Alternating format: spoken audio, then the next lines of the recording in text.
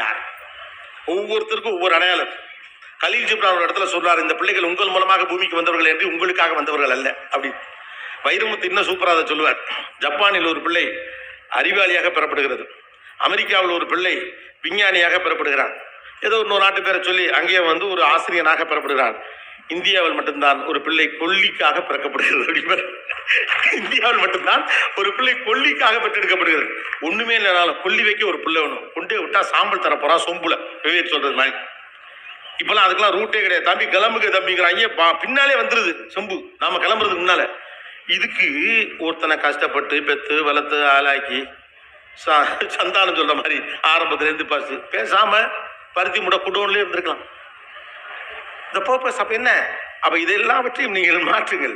இது அவர்களுக்கான உலகம். இந்த உலகத்துல அவங்க எக்ஸ்ப்ளோர் பண்றதுக்கு நிறைய விஷயங்கள் ட்ரை பண்ணுவாங்க.